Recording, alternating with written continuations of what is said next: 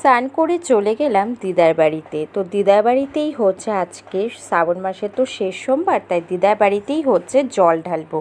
আর যারা যারা আমার ব্লগ দেখে থাকো তারা তো দেখেইছই যে দিদার বাড়িতে কিন্তু কালী মন্দির আছে, তাই কালী মন্দিরেই কিন্তু আমি জল ঢালবো। ছোট্ট একটা শিবলিঙ্গ আছে, সেখানেই কিন্তু আমি জল ঢালবো। তো দেখো, আর হ্যাঁ, তোমাদের তো বলেছিলাম যে শ্রাবণ মাসের শেষ সোমবার আমি হচ্ছে বাড়িতে গিয়ে জল ঢালবো। বাড়িতে তো আর যাওয়া হলো না, তাই দিদার বাড়িতে এসেই দেখো জল ঢালছি। তো দেখো সুন্দর করে কিন্তু আমি ফুলের ডালাটা কিন্তু আমি সাজিয়ে নিয়েছি, ঝুড়িটা তোমরা তো দেখতেই পাচ্ছ। তো চলো এখন আমি সুন্দর করে বাবার মাথায় জলটা ঢেলে নিই। আর তোমরা বলো যে আমার এই ডালাটা কেমন লাগছে, ফুলের ডালাটা। যদি ভালো লেগে থাকে অবশ্যই কিন্তু আমাকে জানিও। এবার চলো সুন্দর করে বাবার মাথায় জলটা ঢেলে নিই। তো দেখো আমি কিন্তু সবার প্রথমে 5 রকম ফুল দিয়ে দিলাম আসনে। তারপরে দেখো একটা ফল দিয়ে দিলাম, আম দিয়ে দিয়েছি। তারপরে একটা বেল, ছোট্ট একটা সুন্দর বেল দেখো আমি আগেই দিয়ে দিয়েছি। তো চলো, আর 5 রকম মিষ্টি দিয়ে কিন্তু আমি হচ্ছে পুজো দিচ্ছি, নিয়ম নিষ্ঠা করে কিন্তু পুজো দিচ্ছি। জানি না ভগবান আমার ডাকে সাড়া দিবে কিনা বা ভুল ত্রুটি হচ্ছে কিনা। তারপরেই দেখো ওং নমঃ শিবায় করে কিন্তু আমি বাবার মাথায় হচ্ছে জল ঢালছি। তো আমার যদি ভুল ত্রুটি হয়ে থাকে তোমরা প্লিজ আমাকে একটু ঠিক শিখিয়ে দিও, যে বা যদি ভুল হয় সেটা আমাকে কমেন্টের মাধ্যমে বলে দিও যে ভুল হচ্ছে কি না। তো দেখো আমি এইভাবেই কিন্তু জল ঢালছিলাম ওং নমঃ শিবায় করে। চলো এবার সুন্দর করে আমি পূজাটা দিয়ে নিই, তারপরে তোমাদের সাথে পরে কথা হচ্ছে।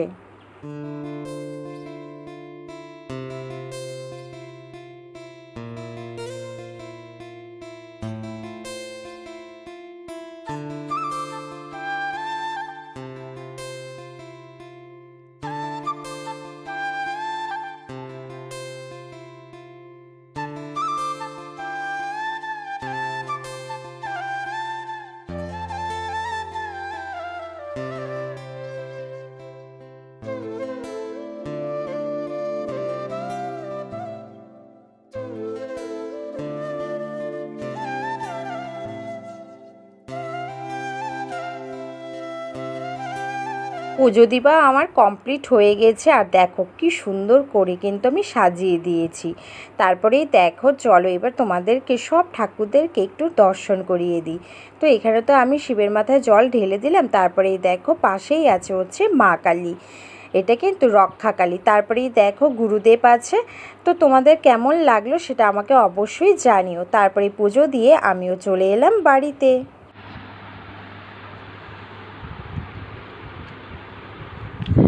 তো পুজো দিয়ে চলে এসেছি, এইমাত্রই এলাম আর এখন বসে পড়েছি চা খেতে। তো আজকে হচ্ছে শ্রাবণ মাসের শেষ সোমবার, কারা কারা শিবের মাথায় জল ঢেলেছো আমাকে অবশ্যই জানিও। তো চলো আজকের ব্লগটা এখান থেকেই শুরু করছি। হ্যালো এভরিওয়ান, তোমরা কেমন আছো? আশা করি তোমরা সবাই ভালো আছো, আমিও খুব ভালো আছি। আরও একটা ঝকঝকে নিউ ব্লগ নিয়ে চলে এলাম তোমাদের কাছে। তো চলো এখন চাটা খেয়ে নিই, তারপরে তোমাদের সাথে পরে কথা হবে। আর এদিকে বাবানও দেখো ঘুম থেকে উঠে পড়েছে। তোমাদের দাদাভাই দেখো খেয়ে দিয়ে কাজে বের হয়ে গেল। তারপরে আমি আর রিহান বাড়িতেই আছে রোজকারের মতো। তো রিহান আবার ওর পাপার দেখো একটা টি শার্ট পরে নিয়েছে। ও যে কি মজা পায় ওর পাপার টি শার্ট পরতে ওই জানে। আর এই যে কম্বলটা দেখছো, এই কম্বল দিয়ে ও হচ্ছে লুকোচুরি খেলে ঢেকে ঢেকে। তো তারপরে ওই টি শার্টটা দেখলো ওর পাপা, সেই টি শার্টটা নিয়ে দেখো খেলতে বসে পড়লো। রিহানের স্নান কমপ্লিট হয়ে গেছে আর রিহানকে দিয়ে দিয়েছি একটা হচ্ছে মিষ্টি। ও যে সকালবেলায় পুজো দিয়েছিলাম যে শিব পুজো, তো দেখো সেই মিষ্টি ওকে দিয়ে দিয়েছে, ও বসে বসে এখন খাচ্ছে। তা আমার তো স্নান হয়ে গেছে, সকাল সকাল করে নিয়ে পুজো করে নিয়েছি তোমরা তো জানোই। তো রিহানকে যে স্নান করিয়ে দিয়েছে আর রিহান এখন এই মিষ্টিটা খাচ্ছে। তারপর যখন ওর খাওয়ার টাইম হবে তখন ওকে খাইয়ে দেবো। চলো ও ততক্ষণ খেয়ে নিক, তারপরে আমি যা কাজকর্ম বাকি আছে সেটা করে নিই ঘরে। আর চলো আজকে কি রান্না বান্না করেছে সেটা তোমাদের সাথে শেয়ার করে নিই। আর আজকে তো নিরামিষ, আর নিরামিষ দিনে কি রান্না করেছে মা, চলো সেটাই তোমাদের সাথে শেয়ার করি। তো এই দেখো এখানে মটর ডাল দিয়ে, মটর ডালের মধ্যে দিয়ে দিয়েছে হচ্ছে পেঁপে। তারা একটু নাড়াচাড়া করে দিই, নাহলে বুঝতে পারবে। এ দেখো কী বলে পেঁপে আর হচ্ছে ভাত ডাল দিয়েছে। আর এটা হচ্ছে যে কচু যে আছে শোলা কচু, সেই শোলা কচু একটু বটি করে নিয়েছে, আর হচ্ছে ভেন্ডি ভাজা। ব্যাস এই হচ্ছে আমাদের আজকে দুপুরের মেনু নিরামিষ দিনে। তো চলো ছটপট করে ভাতটা বের নিই আর বাবারকেও খাইয়ে দিই, তারপর তোমাদের সাথে পরে কথা হবে।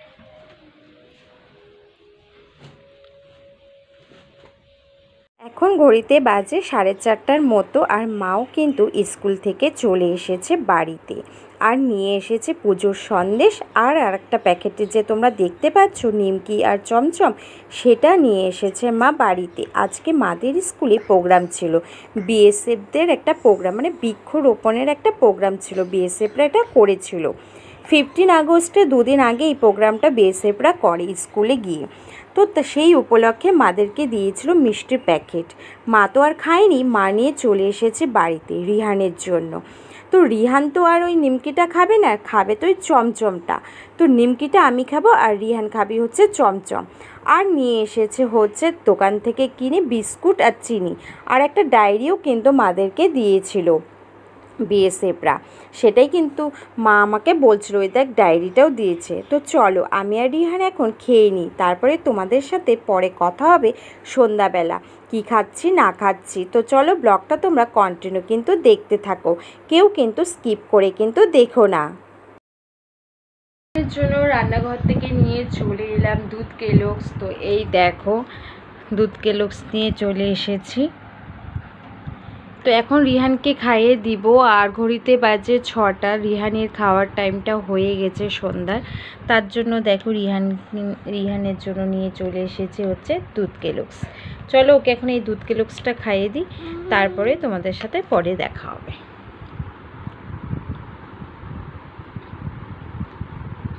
দিদাও আজকে বাবার মাথায় জল ঢেলেছিল, তো তার জন্য দেখো দিদাও কিন্তু প্রসাদ পাঠিয়ে দিয়েছে আমাদের জন্য। আর মা দেখো এইভাবে সুন্দর করে প্লেটে করে কিন্তু আমাকে সাজিয়ে এনে দিয়েছে। আর পাশের বাড়ি এক মামিরা গিয়েছিল হচ্ছে বাবাধাম, মানে বাবাধাম বলতে ভোলেভোম গিয়েছিল, জলপেশে গিয়েছিল।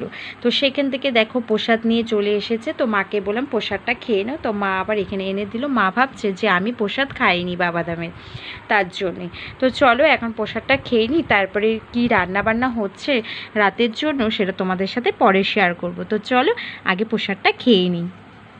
এখন ঘড়িতে বাজে 9:30, মাও বসে পড়েছে আলু ছুলতে। আজকে তো নিরামিষ, তোমরা তো জানোই। তো নিরামিষ দিনে হচ্ছে মা হচ্ছে আলুর দম করবে নিরামিষ করে, তার জন্য দেখো মা আলুগুলো ছুলছিল। তো মা ছুলতে ছুলতে আমিও কিন্তু বসে পড়েছিলাম আলু ছুলতে। মা তো আর একা পারে না, তার জন্য দেখো আলু ছোলাও কমপ্লিট হয়ে গেছে, এদিকে মাও কিন্তু বসিয়ে দিয়েছে আলুর দমটা। অনেকটা রাত হয়ে গেছে, ভালোভাবে দেখো মশলাগুলো দিয়ে ভালোভাবে মা কিন্তু কষিয়ে নিচ্ছে। তারপরে দিয়ে দিল হচ্ছে পরিমাণ মতন জল, মানে ঝোলটা দিয়ে দিল। ঝোলটা ফুটে গেলে কিন্তু মা নামিয়ে নেবে। আর এদিকে ভাতও বেড়ে নিয়েছে তোমাদের দাদা ভাইয়ের জন্য। আজকে রাতের মেনু ছিল এই সবই। তোমাদের কাছে যদি ভালো লেগে থাকে তাহলে অবশ্যই একটা লাইক করো আর কমেন্ট